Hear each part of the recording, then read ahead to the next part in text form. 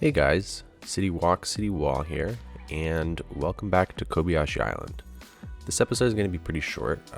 Basically, if you watched last episode, I mentioned how there was some stuff shown out of order. I did that just to kind of keep all the terraforming stuff together in the last episode. So this episode, even though most of it was filmed before the terraforming happened, I'm showing it now just so that everything is grouped together a little better. Hopefully it's a little less confusing that way. So I think this episode is going to be the last one in downtown for a while, which is kind of sad. This is my favorite type of stuff to build, but we'll be back eventually to finish everything out.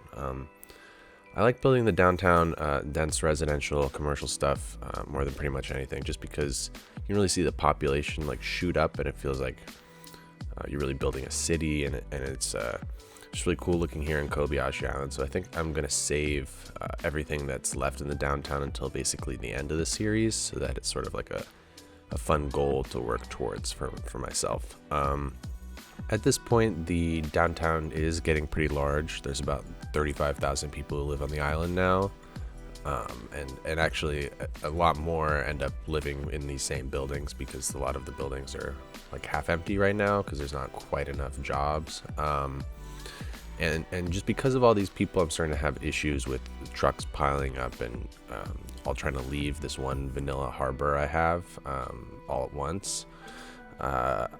It's sort of because I do this thing with the advanced vehicle options mod, where you can set I set my ships to have a much larger cargo capacity than what is default. The default is like 25, and I have mine set to like 200, so it's like almost 10 times as much cargo on a ship. And I do this kind of because I think it's weird that the cargo ships have so little cargo. It's like almost comparable to like a cargo plane, how much they can hold, even though they're huge. And also it helps to limit how many cargo ships are coming in, so it's not like a 1,000 coming at once. But the trade-off is that the ships, when they come in, sometimes have like hundreds of trucks that come out of them all at once. So I think having like the traffic flow in the roads and figuring out a really good way to make this harbor run smoothly is going to be super crucial. So I think after this, importing and exporting and industrial stuff is going to be really the focus for a while. Kind of deal with that problem and make sure that we're getting enough goods on the island.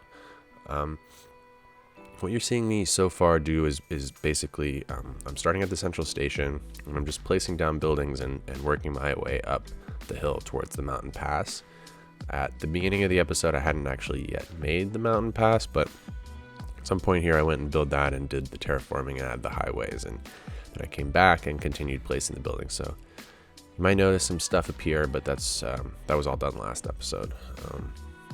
This episode was definitely a lot of residential buildings. I really wanted to beef up the population of the city. I think this episode I added at least like 4,000 people, if not more. I wanted to also get a few more services in the downtown as well. I ended up placing a high school that I hid sort of amongst a bunch of residential and commercial buildings, which I think turned out really cool because, you know, it's the vanilla high school, which isn't necessarily the most visually appealing asset, but I think it actually ended up looking really cool because I clipped it together with a bunch of other buildings and made it really blend in and look like it belonged there, which, you know, is not quite the easiest thing with that asset.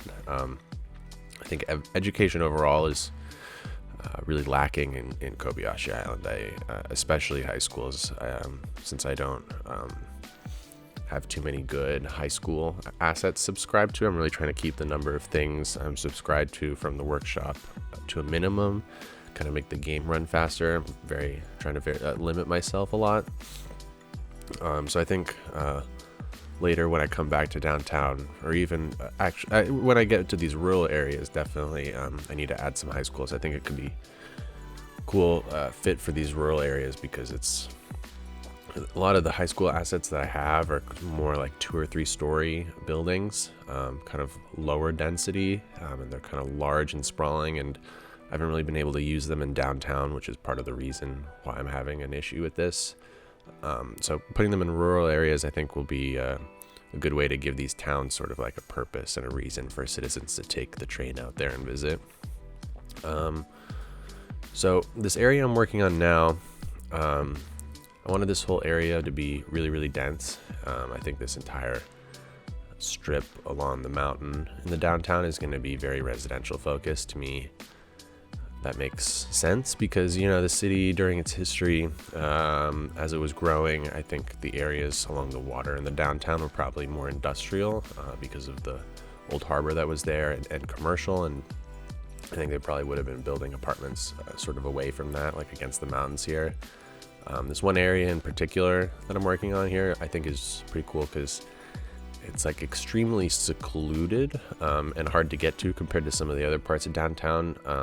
It's blocked on one side by the train lines leading out of the central station and the freeway on the other side. So it's there's really only one road to get in and out of here.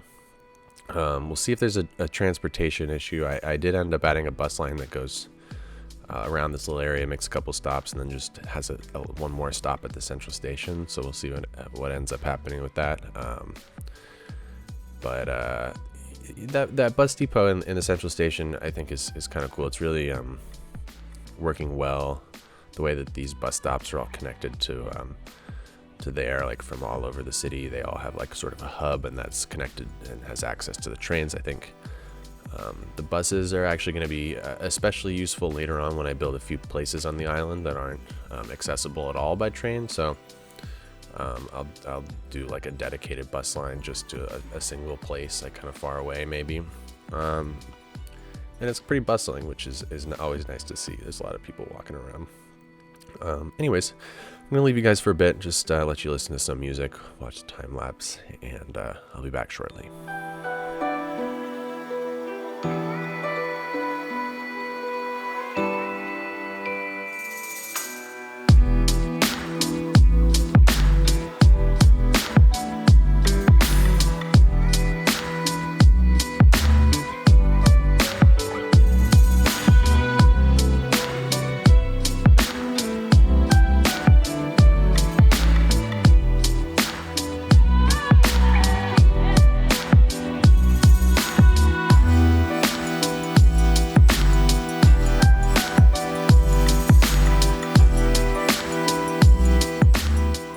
Hey guys, coming back. So, since this episode is sort of the last one in downtown for a while, I wanted to just kind of open the door up to you guys. If you have any cool ideas for things to build when we come back here, definitely let me know in the comments. I want these final parts of downtown to feel really unique and big and cool and just like bring character to the final areas of the island.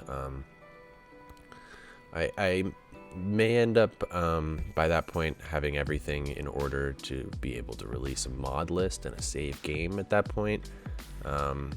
And I think it would be fun to do a little build off contest or something like that. I don't know if enough people would be interested, but let me know, because I think that could definitely be fun, and I would enjoy sharing the save game with everyone at a certain point. I think by the end of the series, my plan is definitely to release a couple of save games, at least from different stages of the island getting built, so you can either look around the finished city or start building Kobayashi Island from like the halfway point or from early on in the save, and just so that everyone can kind of have a good list of these mods and assets that I use. Could be fun. Right now I'm building this school. You'll see how I'm hiding it in here. In a little bit, I also build this other unique thing in this area. One of the few unique things in this area. It's not the most interesting area. But what I build is like a Broadway theater. I'm imagining it's sort of like a place where maybe they show musicals, like do, whatever theatrical event is going on. Right now they're doing the Lion King play. You can tell by the signs. And I think this gives this area just like a little bit more character. There are these awesome, I think they're vanilla bank assets. I don't know if they're bank, but I think they're banks. They look like banks at least. And I clipped a few of them together and just placed some billboards sort of in like the shape of a sign awning type thing sticking out in front. And then I filled that up with some ploppable surfaces and put some lights all over the side. Just kind of give it like a showbiz feel in the evenings. It's really bright. Other than that, like I said, this area isn't particularly unique. I think since I was a little bit more focused on the terraforming during this whole process of building this here.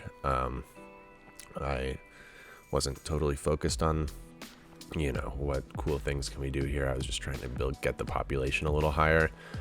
But I am really happy because the central station is now totally surrounded by the city, which looks awesome and makes the downtown feel, much more complete than it ever did. I'm really happy about how the central station is looking and this whole city is feeling at this point.